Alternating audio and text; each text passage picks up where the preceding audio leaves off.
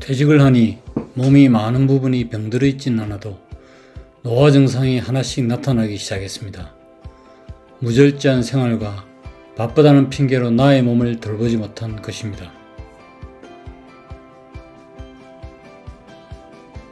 직장 생활은 몸의 건강보다 최대의 이익을 추구하는 회사의 경제적 목적에 충실한 인간이 되기를 원했습니다. 제가 근무한 외국계 회사 역시 마찬가지였습니다. 수많았던 회의, 출장, 실적 발표, 영업을 위한 음주, 인사고과, 그리고 회식 등은 개인의 건강과는 무관한 것이었고 오히려 작은 병의 씨앗을 뿌려놓는 역할을 하지 않았을까 하는 생각이 들었습니다. 특히 인간관계에서 오는 피로감은 저에겐 아주 큰 스트레스였습니다.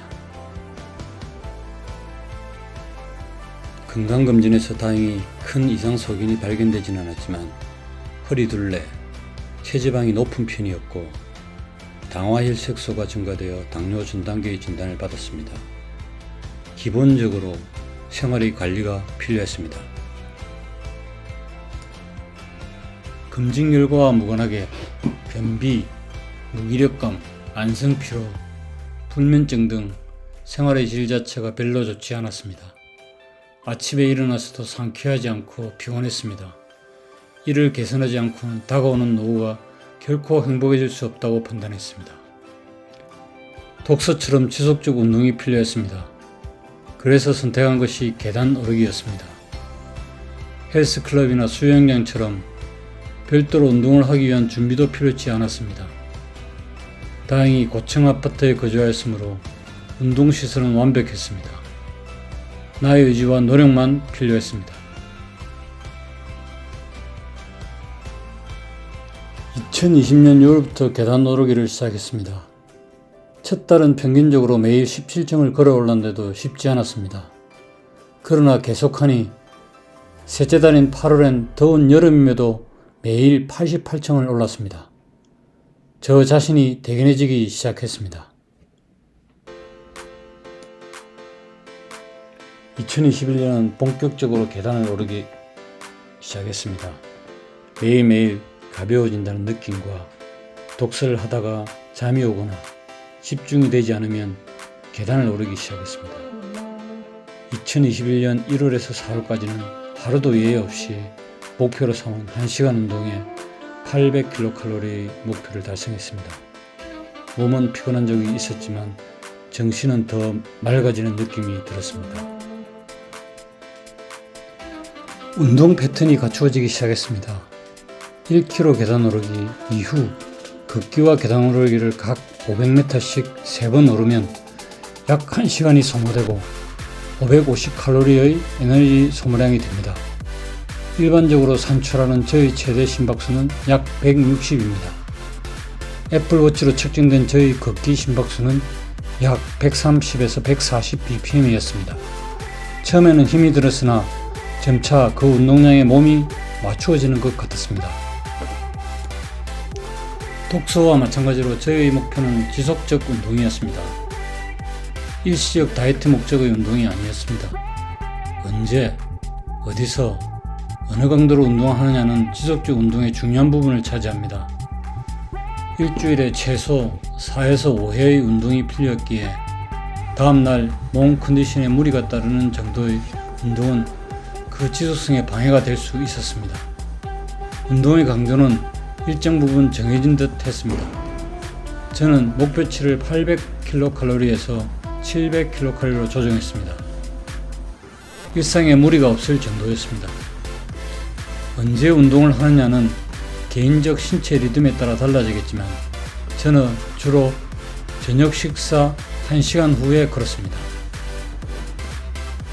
저녁 식사 후 독서를 1시간 하고 또 1시간 후에 운동을 하면 약 10시쯤 됩니다.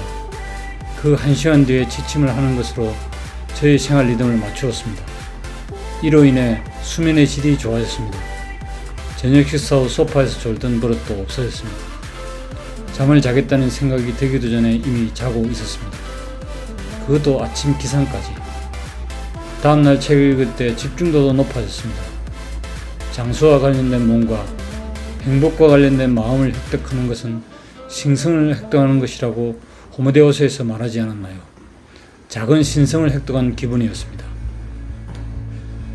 인간의 행복은 어쩌면 신경, 뉴런, 시냅스와 세로토닌, 도파민, 옥시토신 등의 호르몬으로 이루어진 생화학 시스템에 달려있을 것이라는 유발 하라리의 의견에 완전 동의합니다. 땀을 흠뻑 흘리고 난 뒤 그런 호르몬들이 나오는지 확실하게 모르나 기분이 좋아지고 안 좋았던 감정들이 없어지는 것이 그 증거처럼 느껴졌습니다. 은퇴라면 흔히 뒤따르는 노후자금, 은퇴연금 등의 돈이 필요 조건은 되지만 충분 조건은 아니지 않을까요? 내가 이렇게 기분이 좋아진다면 필요 자금만 있어도 나의 노후는 행복할 거라는 생각이 듭니다.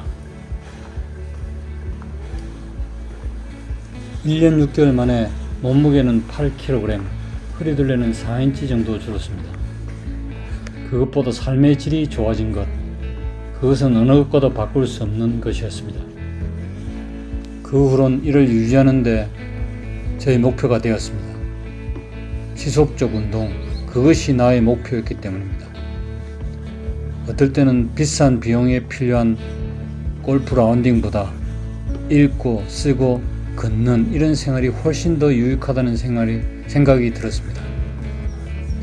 행복은 꼭 돈과 비례하지 않는다는 깨달음은 나를 억지로 위로하는 것만은 아니었습니다.